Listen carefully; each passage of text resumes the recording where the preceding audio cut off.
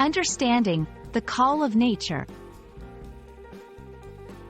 Hello, everyone. Today, we're diving into a commonly used phrase in English, the call of nature. It's a phrase that you might come across in books, movies, or even in everyday conversations. But what does it really mean? Let's explore this expression together, ensuring you can use it correctly and understand it when you hear it. The call of nature is an idiomatic expression used to refer to the body's natural need to urinate or defecate.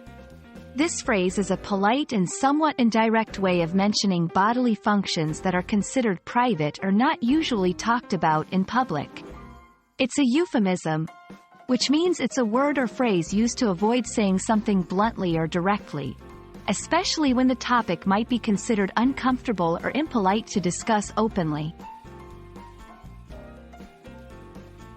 To help you better understand how the call of nature is used in context, let's look at some examples. During our hike, I had to answer the call of nature, so I excused myself from the group for a few minutes. Please stop the car at the next rest area. I need to heed the call of nature. While camping, finding a spot to answer the call of nature can be a bit of a challenge. These examples show how the phrase can be used in different situations where someone needs to use the restroom or find a private place outdoors.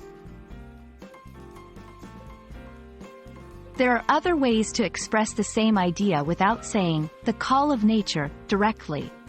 Some of these include need to use the restroom, going to the bathroom, need a comfort break. Each of these expressions serves a similar purpose: to talk about personal bodily needs in a polite and socially acceptable manner.